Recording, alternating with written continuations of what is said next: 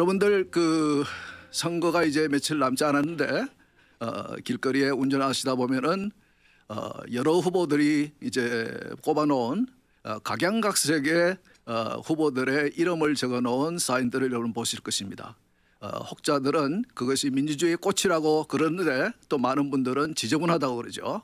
그러나 저는 그런 사인을 보면서 느끼는 것은 그 후보들의 간절함을 저는 이제 느낍니다.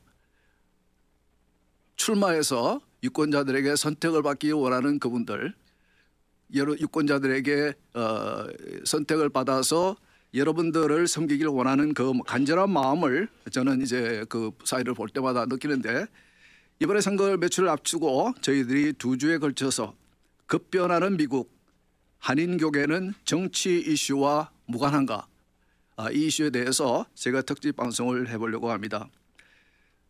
다른 해와는 달리 올해는 제가 느끼는 것은 많은 우리 한인 부모님들이, 한인 크리스천들이, 그리스도인들이 상당히 선거에 관심을 가지고 많이 투표를 하시는 것 같습니다. 보면서 참 그 마음이 좋고, 그리고 미국에는 이런 표현이 있습니다. If you don't vote, you don't have a right to complain. 여러분들이 가지고 있는 그 한 표가 매우 귀중한 표이지만은 그 표의 빛은 그 표를 사용할 때, 투표를 할 때 바라는 것이고, 그리고 투표를 하지 않으면은, 그 중요한 그 투표를 사용하지 않으면은 여러분들은 후에 정부가 잘못하는 것에 대해서 컴플레인한 알만한 그런 자격이 없다는 이제 그런 표현입니다. 특집 방송을 하면서 제가 원했던 것은 우리 한인 교회의 제가 이제 그 한국 정치와 미국 정치를 보면서 느끼는 것은, 그래도 미국 주류 교회들은, 또 주류 교회를 목회하시는 목사님들은 선거 때가 가까워지면은 혹은 어느 때든지 정치에 관련해서 자신들의 생각을 공적으로 설교 시간에도, 예배 시간에도, 또 기도할 때도 하시는 분을 제가 종종 봤는데, 한국 교회와 미국에 와 있는 한인 교회는 상당히 정치에 대해서 관심이 없는 것 같아 보이기도 하고, 또 어떻게 보면은 정치를 너무 멀리 하려고 하는 것이 아닌가 하는 오해가 들 정도로 그런 모습을 저는 봤습니다. 그러나 최근에 한국 교회는 그래도 지난 정권에 대해서 많은 교회들이 목사님들이 발언을 시작한 것 같은데, 이 미국에 있는 한인 교회들은 아직까지 정치에 대해서 조금 언급하기를 꺼려하는 것인지 저는 잘 모르겠지만, 그래서 오늘 여러분들이 좋아하시고 사랑하시는 이 남가주에서 오랫동안 목회하시고, 그리고 이 복음방송에서 오랫동안 신앙상담으로 여러분들에게 귀에 익숙한 그런 목소리를 소유하신 우리 한성윤 목사님, 나성 남포교회 한성윤 목사님을 모시고 목회자의 입장에 대해서, 특히 우리 복음방송을 들으시는 우리 한인교계, 한인 그리스도인들, 한인 교회들의 정치적인 입장에 대해서 한번 들어보려고 합니다. 목사님 반갑습니다. 예, 안녕하세요. 청취자 여러분 반갑습니다. 목사님 투표하셨나요? 아직은 안 했어요. 아직 안 했어요? 네네. 네, 잊어버리지 마시고 여러분들 투표하셨나요? 여러분들 아직까지 투표하지 않으셨으면 방송을 들으면서 꼭 투표하시고, 여러분들 미국 투표지 상당히 복잡하죠. 여러 가지 투표를 모아서 하니까 상당히 복잡한데, 여러분들 아시는 것만, 좋아하는 거, 하고 싶은 것만 하시고 보내셔도 됩니다. 제가 지난번 주에 방송을 해드렸죠. Proposition 1, 26, 27 그것만 no 해서 보내셔도 되고, 그리고 제가 여러분 우리 한인 크리스천들이 출마한 그런 이제 후보들도 제가 말씀해드렸습니다. 목사님, 정치하면은 사실은 그 한인들, 특히 한인 교회에서는 정치에 대해서 조금 부정적으로 생각하는 그런 생각이 있는 것 같은데, 사실은 목사님도 정치를 하고 있습니다. 그렇죠? 나도 정치를 하고 있고, 그 고대의 그 철학자 아리스토텔을 한국말로 뭐라고 하죠? 아리스토텔레스라고. 예, 그분이 그랬죠. 모든 인간은 정치적인 동물이라. 우리가 하는 모든 행위는 어떠한 공동체에 속해 있다고 그러면은, 어떤 단체에서 우리가 생활을 하고 있다면 우리 모두는 사실은 정치 활동을 하고 있는 것입니다. 그렇죠? 그럼요. 예. 네. 목사님도 당에서 정치합니다. 그렇죠. 교회에서도 정치하고, 그럼요. 집에서도 정치합니다. 네. 와이프와 뜻이 다를 때에 우리는 그 뜻을 조절하고 같이 같은 뜻을 모으기 위해서 우리는 하는 것을 정치라고 그러죠. 그러나 그렇죠. 우리가 정치 싫어하는 부정적으로 보는 정치는 이렇게 선출직에 당선이 되어서 직업을 이 정치를 직업으로 하시는 분들 그런 분들에 대해서 이제 그런 것 같아요. 예, 그렇죠. 예. 어떻게 생각하십니까? 정치에 대해서? 되게 이제 우리가 원하는 건 좋은 정치고요. 그리고 좋은 정치를 많이 보지 못한 그러한 그 경험이 특히 우리 한국 분들한테는 오랫동안 쌓여온 것이 있기 때문에 정치 그러면 부정적인 게 먼저 생각나는 것 같아요. 물론 미국도 그렇고 유럽도 정치적으로 굉장히 오랜 기간 동안 많은 굴곡을 거쳐서 한 나라가 정치적으로 안정되지만 우리나라는 특히 근대화 과정이 굉장히 빨랐기 때문에 아무래도 전 세계에서 지금 동남아시아에서 비슷한 일이 일어나긴 하지만 유례가 없을 정도로 많은 일을 겪었죠. 그리고 또 군사 정권이라는 것도 경험하고 또 혹은 독재 정권도 경험하고 아마 그런 경험을 하면서 민주화라는 것을 이루어 나가는 그 과정이 있었기 때문에 국민들이 물론 그래서 성숙해진 면도 있지만 한편으로는 실망도 많이 하셨고 또 최근에 있었던 수많은 그 사건이나 일들 때문에 굉장히 많이 부정적으로 보시는 것 같아요. 하지만 아마 전 세계에서 제가 알기에는 가장 정치적 관심이 많은 나라이고 민족인 것 같기도 해요. 예. 특히 미국에서 하시는 우리 한인들 한국에 대한 정치는 정말 네. 대단한 것 같습니다. 그렇죠. 아주 잘 알고 계시고 이름도 다 아시고 뭐 한국에 있는 팬클럽도 사람들이 계십니다. 깜짝깜짝 놀래요. 네네. 미국에 있는 교포들이 왜 이렇게 한국의 정치에 관심이 많냐고, 왜 이렇게 우리보다 더 잘 아느냐고. 외국 나오면 다 애국자가 됩니다. 그러나 사실은 정치라는 것은 우리 나쁜 것이 아니고 우리 생활에 꼭 필요한 것이고 교회에서도 교단 내에서도 우리가 그 속해 있는 어떠한 공동체와 단체에서도 정치가 없으면은 우리가 생활을 할 수 없는 그럼요. 그만큼 소중한 것이 정치입니다. 그러나 말씀하신 대로 국민을 대표해서 국민들에게 대표로 선출이 되어서 국민의 생명과 재산을 보호하고 국민의 삶의 질을 높이기 위해서 국민들을 섬겨야 할 정치인들이 그렇지 못한 모습을 보일 때 우리는 이제 부정적인 생각을 하게 되는데 그런데 그 교인들 가운데 특히 한국 교회를 보면은 이 종교와 국가 혹은 종교와 정치의 분리에 대해서 조금 오해를 하고 있는 것이 아닌가라는 생각이 들어요. 네네. 예를 들어서 사실 그 개념은 미국이 건국될 당시에 초기에 생긴 개념 아닙니까? 네. 그 개념이 제가 듣기로는 이제 일본을 통해서 한국이 건국될 때에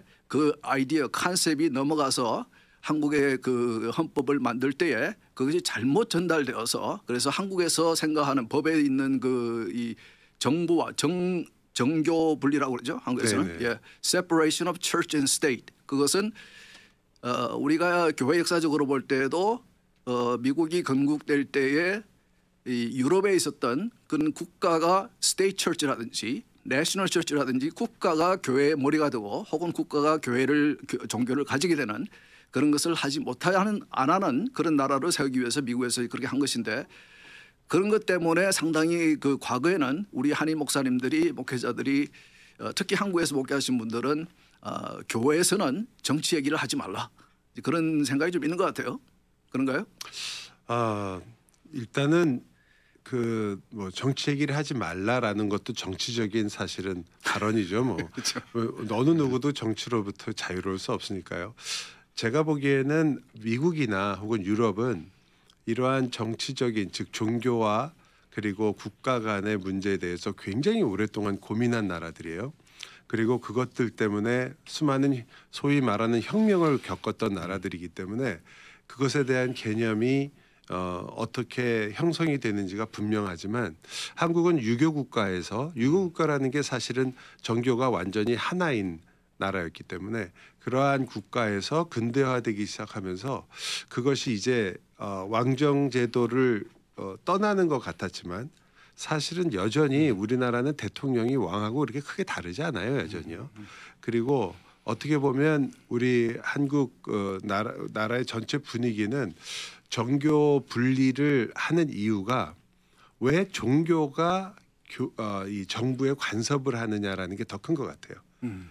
원래 이 유럽 쪽은 대개 국가가 그렇죠. 종교를 갖다가 억압했기 때문에 이 종교의 자유를 위해서 정교 분리라는 게 나왔는데 교회를 국가로부터 보호하기 위해서. 네. 예. 근데 이 반대로 우리나라 분들이 가지고 있는 컨셉은 교회가 왜 국가 일에 간섭하느냐, 왜 어떤 특정 종교가 왜 그런 것들을 자꾸 하느냐라는 그런 컨셉이 더 강하다 보니까 우리는 이제 정교 분리라는 개념 자체가 이거는 이제 교회는 국가에서 하는 일이나 정치에는 관여해서는 안 된다라는 게 좀 많이 굳어지지 않았나 그런 생각도 해요. 네. 물론 뭐 수많은 이유와 역사적인 사실들이 있겠죠.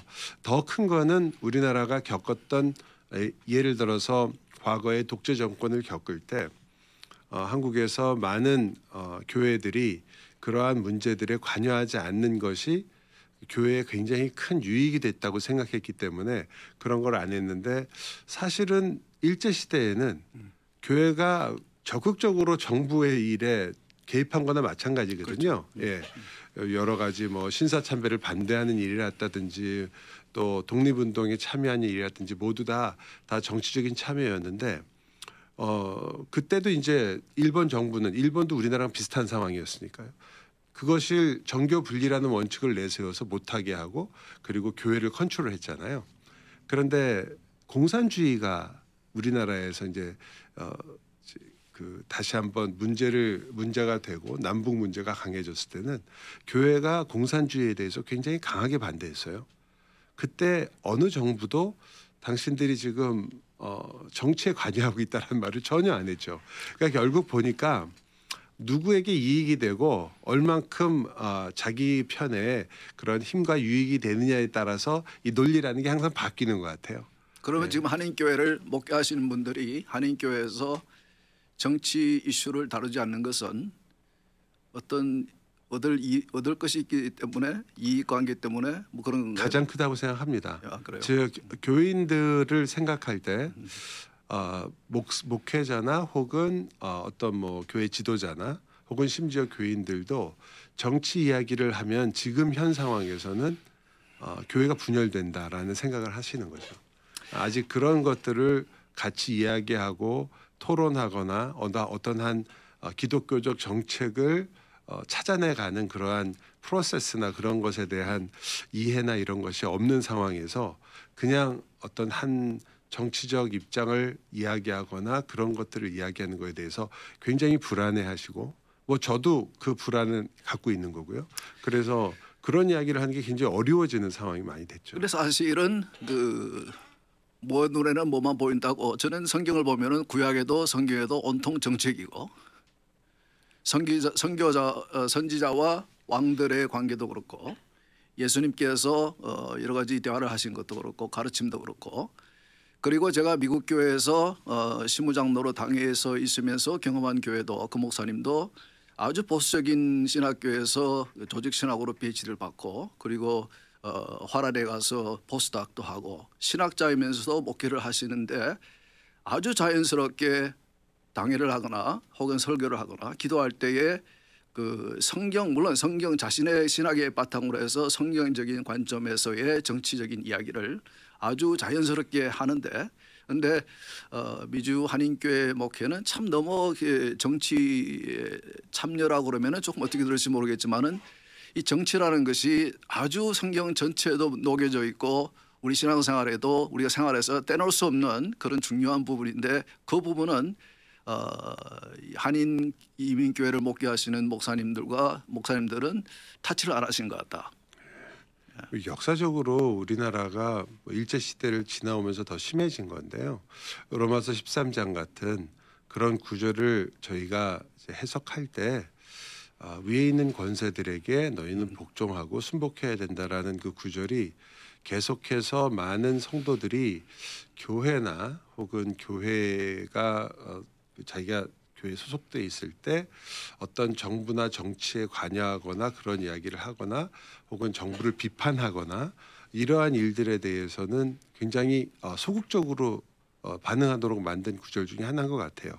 이런 우리가 되게 알고 있는 것 중에 비슷한 것이 뭐가 있냐면 목회자에게 무언가 반대하거나 목회자에게 어떤 비판을 제기하면 그 사람은 굉장히 큰 벌을 받는다든지 혹은 그것 때문에 엄청난 불이익을 당할 것이라는 그런 의식이 한국 성도들한테 꽤 있거든요. 지금도. 근데 그런 것과 아주 유사한 그런 개념으로 사실상 정상적으로 사실은 정치적인 판단을 가지고 있고 또 목사님도 그렇고 모든 분들이 정책 판단을 분명히 하고 있는데도 그런 것들을 이야기하는 것이 사실은 정부나 정치에 뭔가 문제를 야기하는 것이 아닌가. 자기들이 하나님 말씀을 지키지 않는 거다. 정부에서 하는 일은 무조건 순종하는 게 원칙적이다. 이렇게 생각하고 심지어 독재 정권이나 혹은 비기독교적인 아주 강력한 그러한 정책이나 정권이 있을 때도 거기에 대해서 침묵하는 것이 사실은 위에 있는 권세들에게 자신들이 성경 말씀에 따라서 행동하는 것이다라는 생각을 하시는 것 같아요. 실질적으로. 예. 그러니까 지금 말씀하시는 거는 제가 볼 때는 그 정치와 정부를 우리가 때에 따라서는 구분해서 생각할 필요가 있지 않는가. 맞아요. 예. 네, 그래서 정치는 우리가 지금까지 얘기한 것 같이 상당히 우리 생활 속에 중요한 것이고 자연스러운 것이고 성경에도 녹아져 있는 것이고 그런 것인데 정부에 대해서 우리가 어떻게 할 것인가에 대해서는 뭐 방금 지적하신 대로 성경 말씀은 이제 가르침을 가지고 있습니다. 그래서 지금 로마서 13장 얘기를 하시는 것 같아요. 그래서 그 종교 개혁자인 존 캘빈이라든지 보면은 그런 이슈에 대해서 자신의 그 책인 그 기독교 강령가요 인스티튜트, 그렇죠. 인스티튜트에 아주 자세하게 자기의 입장을 적어놨는데 그럼 그 얘기를 한번 해봐야 될 것 같습니다. 종교 개혁 이제 그 우리가 이제 정치와 정부에 대해서 잠깐 얘기를 했고 그리고 이제 교회사적으로 볼 때에 그 중요한 우리 개신교 교인들에게는 우리는 프로테스탄이라고 그러죠.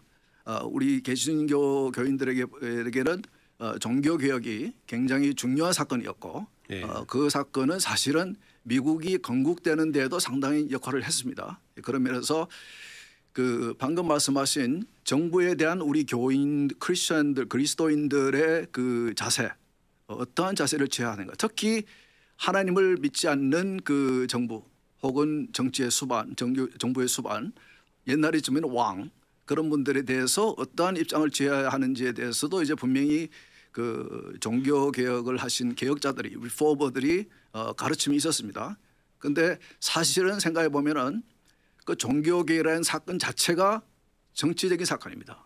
그렇죠? 그렇죠. 당시에 하나님의 말씀을 잘못 가르치고 있는 잘못된 신학을 가지고 있는 그 교회를 향해서 한 거죠. 그래서 우리는 프로테스탄, 우리는 프로테스탄 사람들입니다. 그래서 저항파죠 저희가. 그래서 그분들의 생각을 우리가 한번 그 짚어볼 필요가 있는데 그 부분에 대해서 좀 설명해 주시죠. 사실 우리가 이제 종교 개혁이라는 단어 자체가 리폼이라는 말 자체가 이제까지 우리가 전통이나 혹은 생각에 의해서 가지고 있던 것들로부터 달라졌다는 의미잖아요.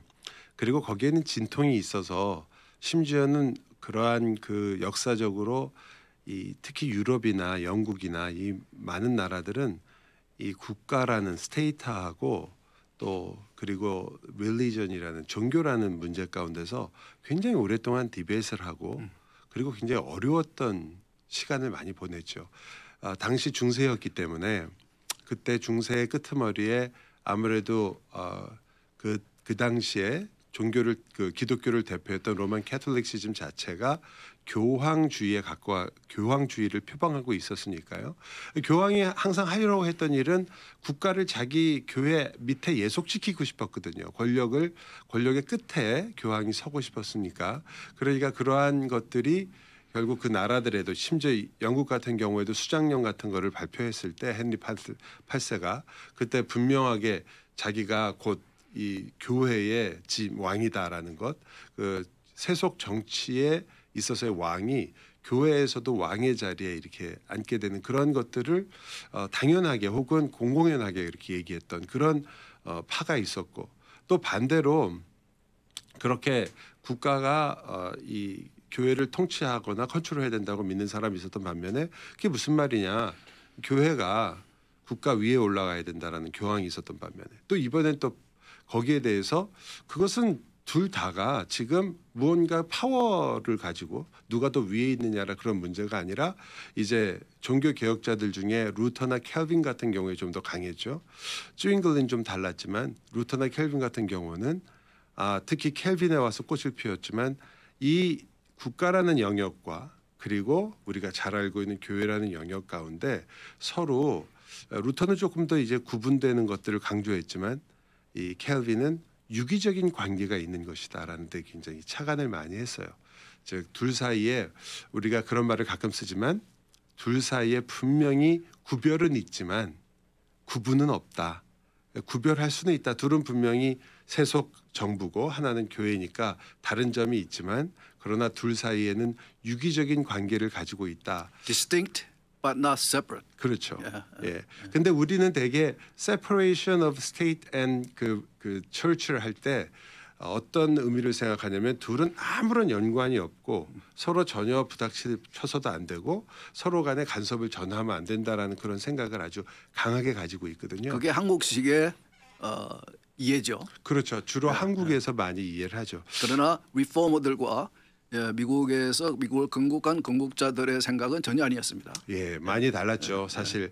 근데 선교사님들이 미국 선교사님들이 한국에 와서 그런 부분에 있어서 시도를 많이 하셨던 것 같아요.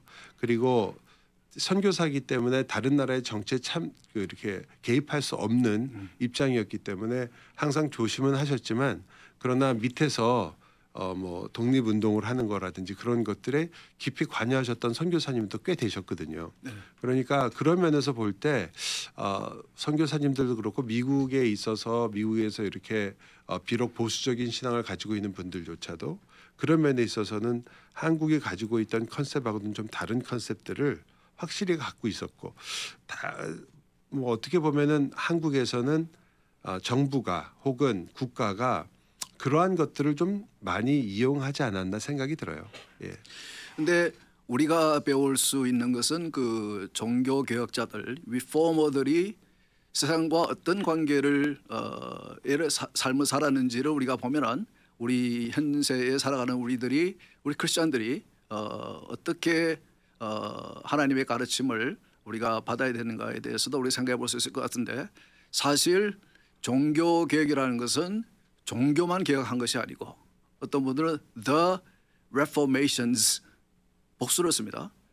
정치, 뭐 예술, 경제, 사회의 모든 전반적인 면을 개혁한 그것이 사실은 우리가 뭐 종교 개혁으로 알고 있는 개혁이지 않습니까? 그래서 리포머들은 직접 세상 속에 들어가서 정치도 하고 예를 들어서 제네바에서 그 시의회를 구성하고 있는 시의원들이 목사들이었고 장로들이었고 집사들이 관련돼 있었고 그러니까 이 그분들의 리포머들의 종교개혁자들의 생활을 보면은 교회 안에서 우리를 끌어내서 세상 속에 들어가서 우리는 세상과 구분된 것이 아니고 세상 속에 들어가서 그러니까 마치 예수님께서 우리에게 세상 속에서 빛과 소금의 역할을 하라고 하신 그 말씀을 우리가 생각나게 하는 그런 생활을 이제 우리 리포머들 한 것 같아요. 그렇죠. 특히 아까 제가 말씀드렸지만 그 로마서 13장에 대한 해석은 루터나 켈빈이나 공통점이 많이 있고 하지만 물론 켈빈은 조금 더 발전된 모습을 갖고 있는데 우선 그 구절 자체를 보면 첫 번째로는 세속에 있는 통치자들을 무시해서도 안 되고 특히 무정부적인 그러한 상태나 이런 것에 대해서는 분명하게 반대를 하고 있는 구절이죠. 하나님께서 그 권세를 이 땅에 주셨다는 게 분명하니까요. 그런데 제일 중요한 건 이 부분인 것 같아요. 그들도 하나님의 권위 아래 있다는 거죠. 하나님께서 그런 정부나 혹은 공권력이나 이런 것들을 그냥 그들이 스스로 가지고 있는 게 아니라 그 위에는 하나님이라는 권위가 있어서 그들의 일을 성경에서는 하나님의 사역이라고 표현을 한단 말이에요. 네, 그 얘기는 좀 이따가 제가 구체적으로 하고 제가 한번 뒤집고 한번 짚어보고 싶은 것은 그 종교 개혁의 사건은 정치적인 사건이었으며 종교만은 개혁한 것이고 아니고 정치나 모든 우리의 생활의 모든 전반적인 것을 개혁한 것이고 결국은 그분들의 생각이 정신이 우리 미국을 건국할 때 미국의 건국자들이 그것을 가지고 와서 미국이라는 인류 역사상 처음으로 자유민주주의 국가를 세우는데 큰 역할을 했다. 그래서 왕이 없는 나라를 세운 거죠. 그렇죠. 예. 그래서 우리 이 바른 성경적인 그런 관점을 가지고 있는 신앙을 가지고 있는 종교 개혁자들이 이 지금 우리가 살고 있는 자유민주주의 이 대한민국은 아니죠. 미국을 세우고 전 세계의 자유민주주의를 전파하고 또 수호하는 그런 이제 국가가 된 것은 우리 이 기독교적인 성경적인 가치관들이 정신들이 묻혀 있는 것이다. 그렇기 때문에 그래서 우리가 보면은 이제 우리 개혁 신학 쪽에서 볼 때에 아주 중요한 분으로 뽑히는 그런 뭐 에이브라함 카이퍼라든지 허먼 바빙크라든지 그런 분들은 정말 우리 신학계에서 중요한 소중한 신학자이기도 하지만은 그분은 당대에 1800년대 말과 1900년대 초에 네덜란드에서 정치를 하셨습니다. 신학자들이 그것도 아주 뛰어나신 신학자들이 목회자들이 닥터 카이퍼 같은 경우는 수상까지 하셨습니다. 그거 보면은 목회자들이 신학자들이 정치의 깊은 정부의 깊은 곳에 들어가서 정치를 했다는 것 이것을 우리가 좀 생각해 볼 필요가 있을 것 같아요. 그게 이제 아까 말씀드린 것처럼 로마서 13장 해석에서 나온 거지만 켈빈이 그리고 루터도 마찬가지로 신자들이 과연 세속 정부에 가서 어떤 정권을 같이 누리거나 혹은 장관이나 이런 여러 가지 일들을 할 수 있느냐라는 질문이 그 당시에도 있었고 거기에 대해서 당연할 뿐만 아니라 더 적극적으로 그러한 일에 참여하는 거에 대해서 굉장히 중요하게 생각했던 것 같아요. 근데 아까 말씀드린 것처럼 결국 그게 어디서부터 온 거냐면 이 세상의 모든 것 특히 정치조차도 그리고 정부조차도 하나님의 주권 아래에 있다라는 데서 접촉점을 찾은 거죠. 그리고 그것 때문에 결국 저는 특히 아브라함 카이퍼나 이런 분들이 수상으로나 혹은 네덜란드에서 굉장히 중요한 역할을 하셨다는 것에 대해서 저 자신도 자랑스러운 마음을 가지고 있고 또 우리 많은 목회자들이나 신학자 혹은 성도들이 종교가 정치와 어떤 연관을 맺어야 되는지에서 굉장히 중요한 모습을 갖고 있지만 동시에 같은 이유로 가장 네덜란드가 사실은 약간 제국주의적인 성격을 띠고 그리고 인종차별적 삶을 그러한 남아프리카 공화국 지금 그쪽으로 식민지를 개설하고 할 때 그때 역시 아브라함 카이퍼가 수상으로 있었거든요. 그렇죠.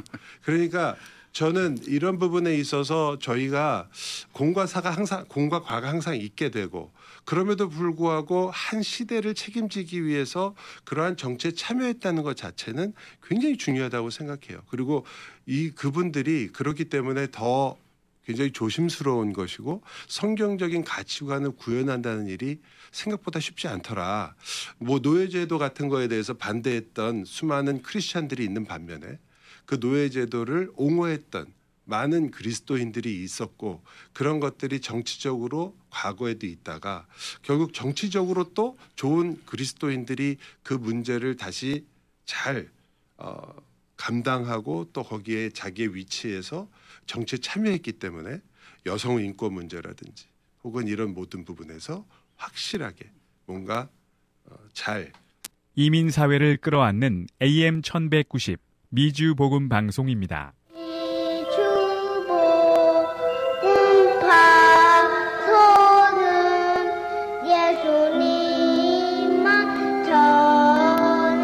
KGBN Anaheim. 예, 15가 나갔습니다. 계속해서 얘기를 이어보겠습니다.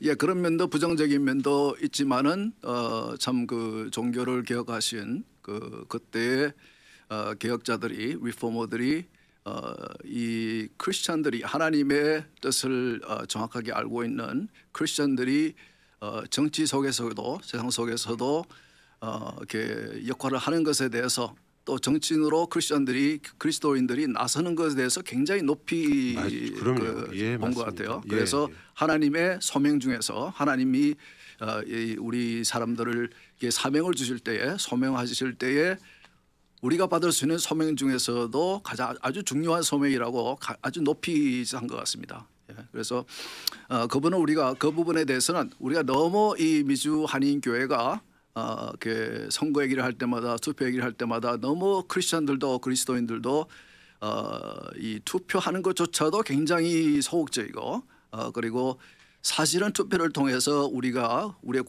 이 나라의 한 일원으로서 국민으로서 우리의 뜻을 정부에 이제 전하는 그런 중요한 도구인데 그것을 우리가 소중히 여기지 않고 목사님 혹시 설교하시면서 정치에 대해서 설교하신 적이 있으십니까? 저는 이렇게 생각을 해요. 예. 사실상 교회에서 특히 설교에 정치적인 그 요소가 빠질 수 없다라고 생각을 합니다. 하지만 성도들은 그렇게 받아들이지 않을 수는 있겠죠.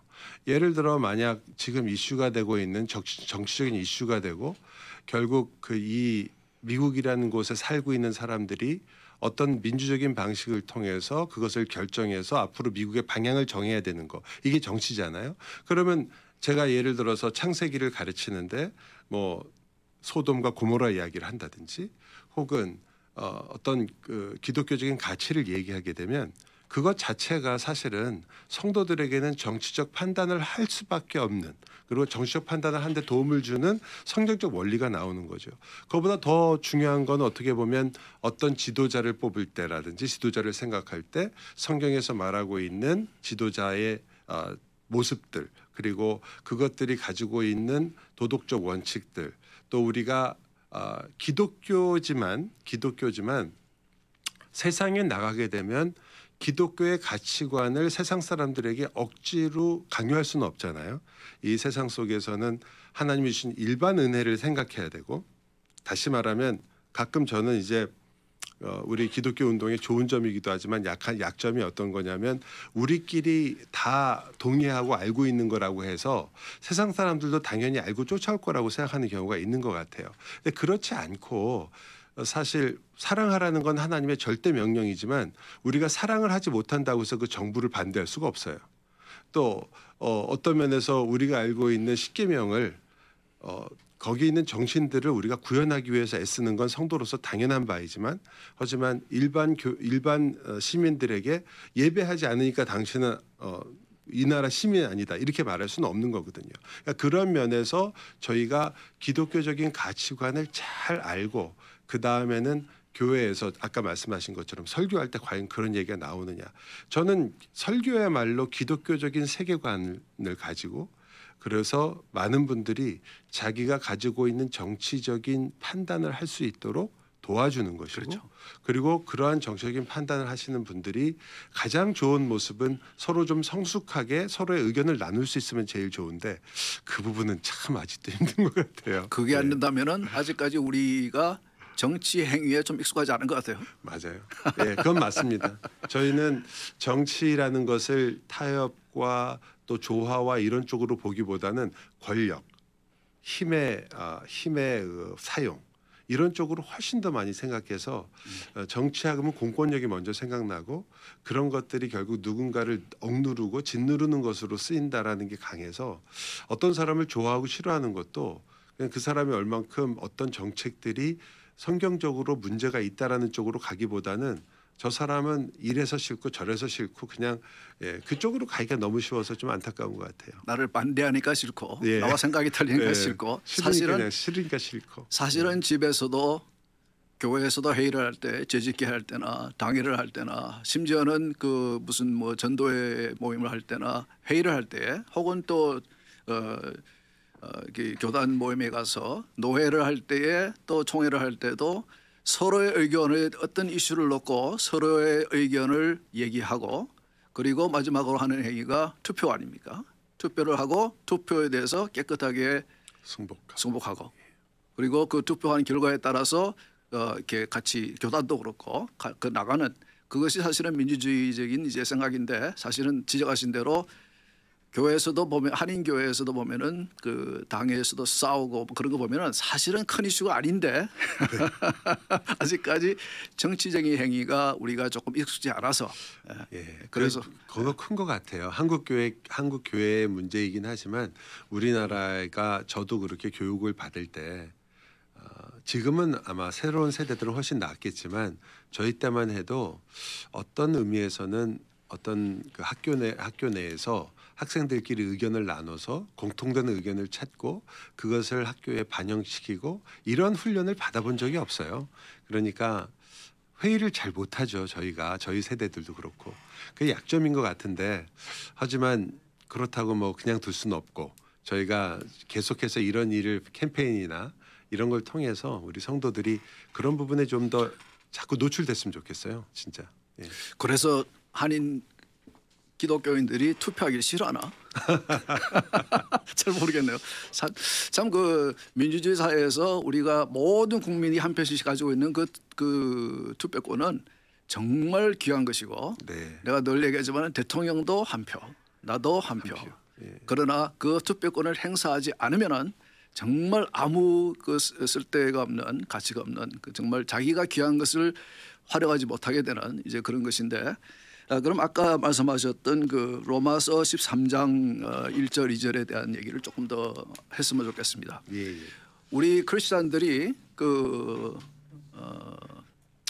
정보에 대해서 특히 우리 크리스천들의 신앙의 자유, 예배의 자유, 혹은 이제 우리의 성경적인 가치관을 해치는 정책을 쓴다든지, 그러니까 하나님을 알지 못하는 하나님을 인정하지 않는 정권에 대해서 정부에 대해서 우리는 어떠한 입장을 쳐야 하는가? 아까 말씀하셨지만은 캘빈을 포함해서 그 개혁자들은 리포머들은 캘빈도 아주 인스티튜트에서 아주 강하게 얘기했습니다. 복종하라고 했어요. 이 세상에 있는 권세들은 하나님이 정하신 바고 그렇죠. 하나님이 세우신 거기 때문에 그러나 아까 지적하신 대로 그 권력은 하나님으로부터 위임을 받은 것이지 하나님 위에 있는 권력이 아니다. 이제 그런 이제 입장을 강하게 취했습니다. 거기에 대해서 조금 더 설명해 주시고 그리고 예 한번 설명해 주시죠. 예, 뭐 제가 그 기독교 강요의 조금 약간 부분을 제가 한번 읽어드릴게요. 물론 이 전에 아까 말씀하신 대로 칼빈이 위에 있는 권세 그리고 하나님이 주신 그러한 국가에 대해서 순종하는 것이 너무나 중요하다고 굉장히 길게 그렇죠. 복종할 걸 쭉 얘기하고 나서 이렇게 말하죠. 그러나 통치자들이 하나님을 거스르는 일을 명령한다면 그 명령은 듣지 말아야 한다. 아주 굉장히 프리사이즈해요. 통치자들에게 복종해야 하지만 그렇다고 해서 하나님을 향한 순종에서 벗어나는 일이 있어서는 절대로 안 된다. 그렇게 말하면서 이렇게 말합니다. 하나님 다음으로 우리는 우리를 다스리는 자에게 복종해야 한다. 통치자가 폭군 노릇을 한다면 국가의 고위 당직자들이 그 폭군을 제거할 수 있다. 이렇게까지 얘기하죠. 프로테스탄트 같은 그런 표현인데 물론 이 시대의 역사성을 우리가 생각해야 되고 그 당시가 지금하고 그렇게 너무 똑같지는 않지만 그래서 마치 이야기만 들으면 뭐 켈빈이 뭐 총칼 들고 나가가지고 혁명을 할 것 같지만 그런 건 전혀 아니고요. 분명하게 폭동은 분명히 반대했습니다. 예, 분명하게 그 당시의 법적인 절차를 통해서 그게 민주주의에 있어서 굉장히 중요했고 켈빈이나 이런 분들이 법이나 이런 것에 굉장히 관심을 가졌던 이유 중에 하나라고 봐요. 그래서 좋은 법을 만들고 그 법의 절차에 따라서 자신들이 어필하고 바꿀 수 있으며 잘못된 것을 고쳐나가기 위해서 그것을 항거하거나 그것을 위해서 싸우는 것에 대해서 상당히 중요한 의미를 준 이유가 그것이 특히 하나님의 권위를 무시하고 하나님께서 우리에게 반드시 하라고 하는 것을 만약에 이 통치자들이 그것을 간섭하거나 혹은 그것을 제지하는 경우에 있어서 확실한 모습을 보여줘야 된다는 거죠. 그런 면에서 굉장히 켈빈은 실질적으로 현실적으로도 굉장히 많이 싸웠고 켈빈이 제네바에서 쫓겨났었잖아요. 그때 시의회와 가장 많이 부닥쳤던 문제들 중에 하나도 바로 이 시의회가 교회의 문제들을 마음대로 이렇게 결정하려고 했던 그런 거에 대해서 7위권은 교회에 있어야 되고 그 치리권 하나님이 주신 치리권은 세상에서 할 수 없는 것이다. 그게 아마 정교 분리라는 말이 거기서부터 어떻게 보면 이해가 되기 시작했던 것 같아요. 즉 국가라는 게 권력기관인데 그것이 교회가 가지고 있는 교회에 하나님이 부여하신 것들을 간섭하거나 제지하거나 그것들을 막아서는 안 된다라는 거죠. 예. 그러니까 갈빌이 우리에게 그의 그 인스티튜트를 읽고 있는 현 세대의 그 크리스천들에게도 말씀하시는 것은 가르치는 것은 성경에서도 말씀하시는 것 같이 우리 미국에서도 이 민주주의 과정 투표를 통해서 선거를 통해서 이렇게 권력을 가진 그런 이제 위정자들은 하나님이 그렇게 그들이 하는 짓을 보면은 그렇지 않은 것 같아 보이지라도 하나님께서 세우신 것이고 그 권위는 그 권력은 하나님께서 위임을 하신 것이고 그래서 순종을 해야 하는데 순종의 한계를 분명히 그었습니다. 지적하신 대로 그들의 명령이 하나님과 반대되는 것이라면은 그 명령을 존중하지 말라. 그리고 폭동은 물리적인 그 한거는 저항은 반대했지만은 그러나 합법적인 그런 저항은 이제 가르치셨습니다. 그거는 분명히 했습니다. 그리고 성경에서 예를 든 것은 다니엘의 예를 들은 것 같아요. 다니엘의 예를 들면서 이렇게 말씀을 하셨는데 그것을 오늘 세상에 지금 이 현세에 적용을 한다면은 우리가 팬데믹 동안에 참 이상한 일을 봤습니다. 그 미국 역사상 처음으로 정말 그 처음으로 최초로 있을 수 없는 그런 정부의 행태를 우리는 봤습니다. 특히 크리스천의 입장에서 미국이라는 나라에서 정부가 정치인들이 국민들이 자신들의 대표로 세운 정치인들이 교회를 향해서 예배를 보라 보지 말라. 예배 시간에 찬양하지 말라. 구체적으로 그 우리의 예배 행위에 대해서 간섭을 했습니다. 물론 팬데믹이 처음 터졌을 때 우리는 그 코비드의 그 네이처를 잘 몰랐기 때문에 모든 것을 셧다운하고 조심했던 것은 그는 분명히 그거는 잘한 것이고 우리가 충분히 수긍을 할 수 있는 것인데 그 이후에 캘리포니아 같은 경우는 뉴섬 주지사가 교회 예배를 보지 말라. 그러면서도 자신은 친구들과 수십 명과 같이 식당의 뒤에 방에 모여서 마스크도 하지 않고 마음껏 즐긴 모습이 우리에게 이제 보여졌고 그런 위선을 보고 그러면서 저는 참 그 예배를 오랫동안 못 보는 상황에 대해서 정말 답답해서 제가 그 한참 팬데믹이 있을 때에 작년 한 초쯤인 것 같은데 존 맥카터 목사님이 목회하시는 이제 그레이스 커뮤니티 처치에 제가 예배를 드리러 한번 갔습니다. 그 교회는 그런 정부의 잘못된 그런 명령을 순종하지 않고 그 예배를 계속 드렸거든요. 제가 깜짝 놀란 게 제가 그 교회 예배를 처음 가봤는데 가보신 분들은 아시겠지만 큰 본당에 창문도 없고 수천 명이 앉아서 그것도 한참 팬데믹이 일어나고 있는데 한 98% 정도는 마스크도 하지 않고 꽉 차 앉아가지고 매주일 예배를 드렸습니다. 그리고 일부 교회, 그 교회를 포함해서 일부 교회는 정부를 상대로 해서 법원에 소송도 했고 그래서 대부분의 소송은 지금 이기고 있습니다. 그렇죠. 예, 그런 거에 대해서 제가 방송에도 좀 얘기를 했지만은 우리가 이렇게 당하고만 있어야 되느냐. 우리의 예배의 자유, 신앙의 자유를 이는 한 가지 예고 또 그 위에도 많은 예가 있는데 지금 현재 우리가 미국의 상황을 보면서 이럴 때에 우리는 그 과거에 우리가 종교 개혁자들의 얘기도 했고 성경 말씀도 얘기를 했고 그랬지만은 이런 상황에서 지금 그 많은 우리 한인들이 특히 부모님들이 선거에 올해 선거에 관심을 가지고 투표에 열심히 하는 것은 정권을 권력을 가진 정부가 우리 아이들에게 공교육을 통해서 우리가 전혀 동의할 수 없고 원치 않는 아주 노골적인 그런 성교육과 그건 아주 의도적인 거거든요. 그리고 하나님께서 남자와 여자로 태어나게 하셨는데 그것을 완전히 무시하고 아이들에게 혼란을 일으키게 하는 정체성에 대해서 혼란을 일으키게 하고 이러한 우리가 도저히 이런 식으로 하게 되면 어디까지 가는지는 우리 갈 길이 뻔히 보이는데 이런 상황에서 목회자로서 교회로서 또 우리 그리스도인으로서 우리는 어떠한 정치적인 행위를 해야 되는가. 그래서 우리가 생각을 해보고 또 고민도 해봐야 될 것 같은데 목사님 제가 위험한 자리에 초대했다고 제가 제 말씀을 드렸는데 목사님 한번 그 얘기해 주시죠. 저는 뭐 어떤 교회에서 팬데믹 기간 중에도 그거 관계없이 우리는 예배를 하겠다라는 결정을 하고 예배를 하는 그런 행동들이나 이런 것들에 대해서 저는 두 가지로 좀 구분해서 봤으면 좋겠어요. 하나는 뭐 좀 아까 이제 존 메가더 목사님 교회를 구체적으로 예를 드셨지만 하나는 정부가 예배의 순서라든지 요소라든지 요소 중에서도 아주 가장 중요한 요소들에 대해서 컨트롤하려고 했던 것에 대해서 저항하는 것은 그리스도인은 당연히 해야 되는 일이라고 생각합니다. 그것은 정부가 해야 되는 일이 아니었고 해서도 안 되는 일을 아마 뭐 어떤 의도로든지 잘못됐던 것 같아요.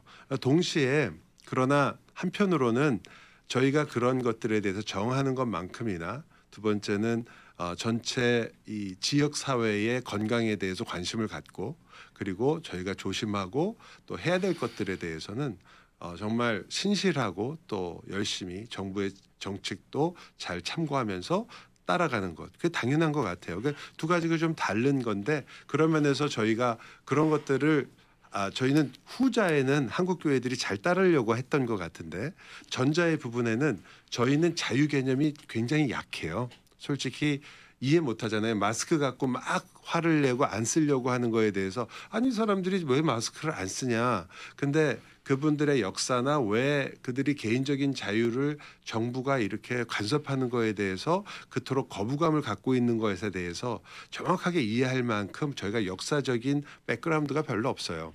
저희가 생각하는 자유는 아무리 미국에서 살면서도 개인의 자유 말을 많이 듣지만 저희는 정부가 결정하면 따라가는 자유예요. 언제나 그 자유 자체가 지금 이제 새로운 세대들은 국가가 내 인생을 책임지는 것처럼 보여지는 그리고 국가가 나와 어떤 관계를 갖고 있는가에 대해서 새로운 정립을 하고 있지만 저희 세대까지만 해도 사실상은 봉건 시대의 그러한 생각을 갖고 있기 때문에 이런 자유민주주의에서 나온 그런 개인적인 자유에 대해서 이해가 좀 적은 것 같아요. 하지만 그럼에도 불구하고 저희가 그런 면에서 저희가 예배에 대해서 우리가 주체적으로 결정하고 하나님의 말씀에 따라서 행동해야 된다라는 것을 알려주는 게 정치적인 행동인 것 같아요. 교회로서는 굉장히 정치적이고 그 다음에 지금 말씀하신 것처럼 그러한 같은 원리에 의해서 저희가 교회에서 특히 한국 교회건 미국 교회건 어느 교회건 그 교회가 정말 지혜가 필요한 상황인 건 분명한데 저희가 놓치고 있는 것들 즉 그냥 우리는 예배를 대면으로 하면 좋겠다라는 것만 자꾸 생각할 뿐인데 그것이 아니라 지금 말씀하신 것처럼 이 미국이라는 나라가 지금 올바른 방향으로 가고 있느냐 즉 지금 예배에 대해서 이제까지 미국이 우리가 미국 올 때만 해도 미국은 기독교 국가라고 생각하고 천교도의 전통을 갖고 있는 국가라고 다들 아마 어느 정도 다 그렇게 믿고 왔었는데 사실은 그 현실적인 모습에 대해서는 잘 몰랐던 것 같아요.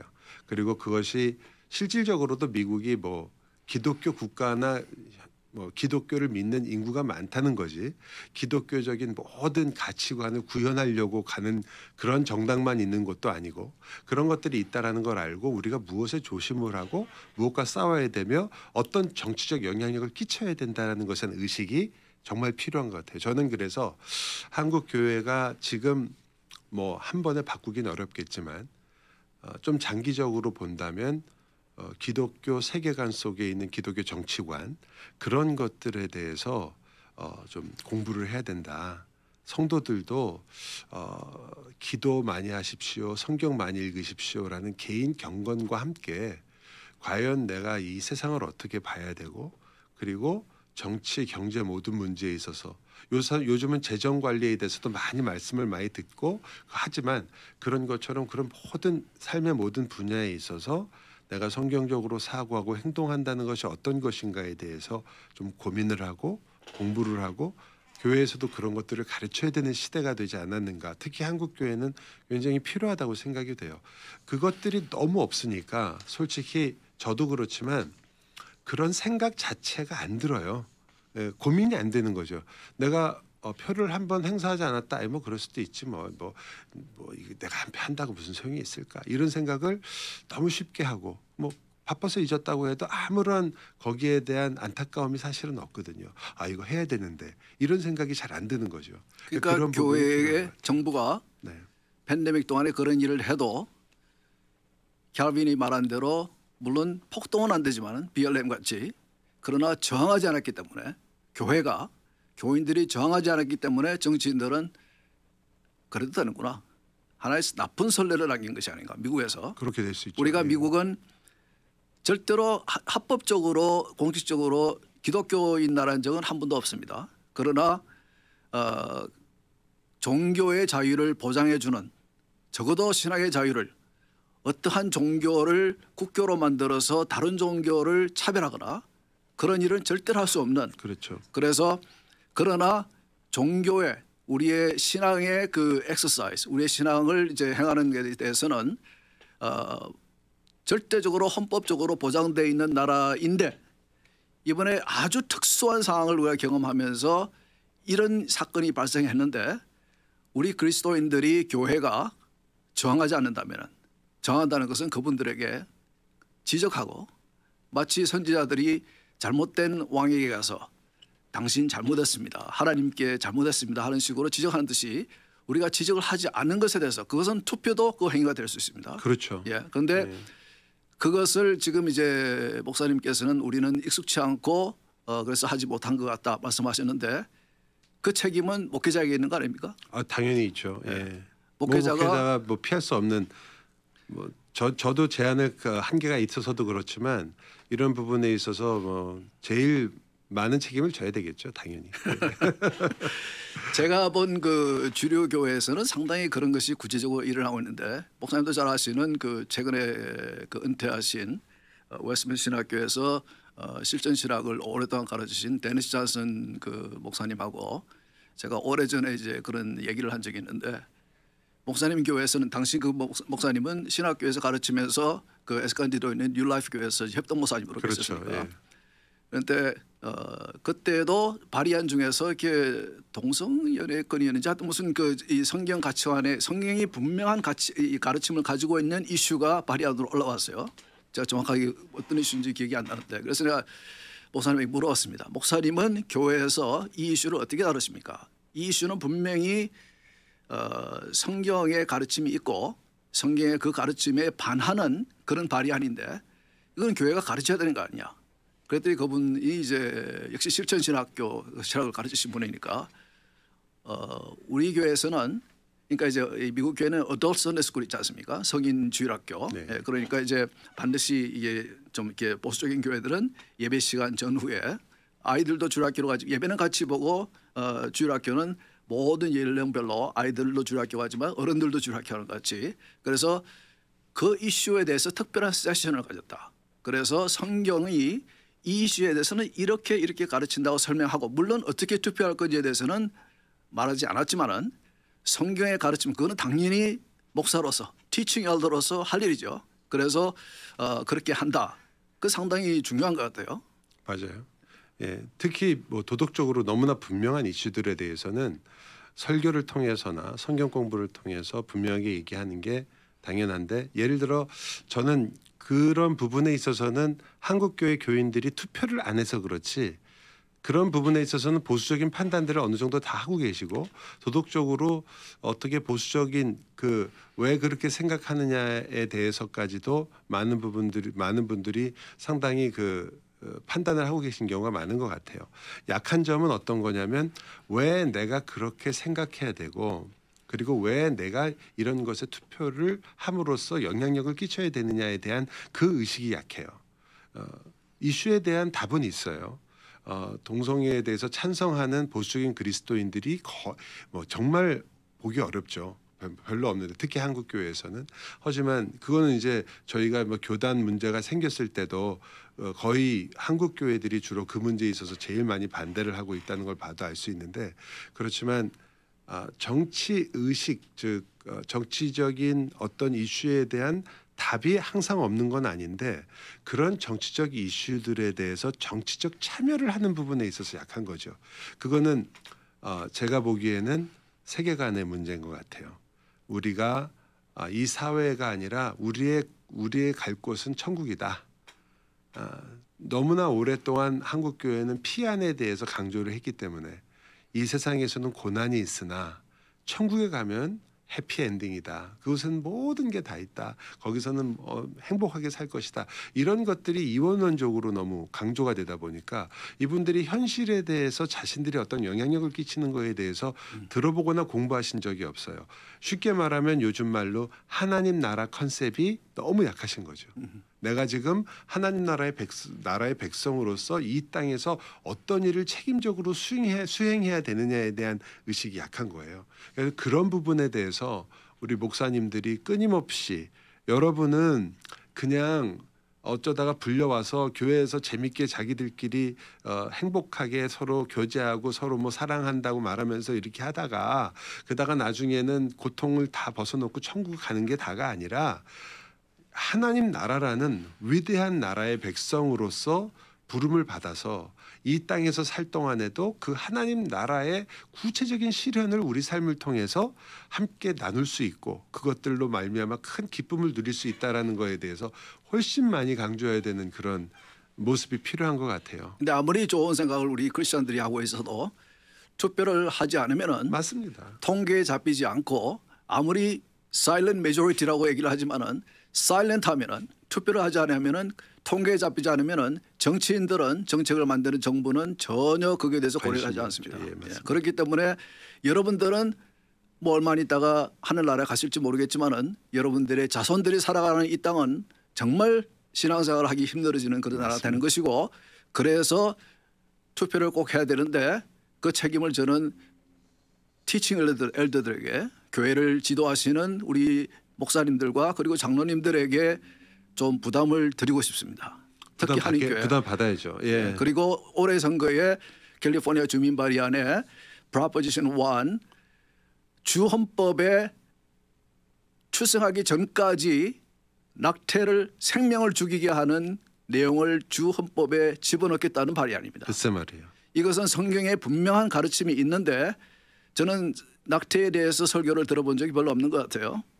그리고 이 투표안에 대해서는 여러분이 설교 시간에 공예회 때에 분명히 성경의 가르침을 근거로 해서 성경적인 가르침을 줄 수가 있다라고 생각하는데 어떻게 생각하십니까?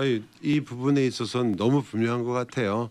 지금 팬데믹이 2년 동안에 죽은 사람이 전 세계적으로 한 1,800만 명 정도 된답니다. 그런데 1년에 한 5천만 명 가까운 낙태가 있어요. 1년에. 2년이면 1,000만 명, 거의 1억이에요. 그러니까 비교가 되지 않을 정도의 숫자들이 이렇게 알지도 못하게 죽어가고 있는 거거든요. 이런 문제에 대해서 크리스천들이 관심을 갖고, 물론 너 이것 찍어라라고 말은 못하겠죠. 그 설교에서 할 이야기는 아니니까. 하지만 여기에 대한 분명한 가치관을 전달해 주는 건 필요한 것 같습니다. 미주 복음 방송은 예수님만 전해요.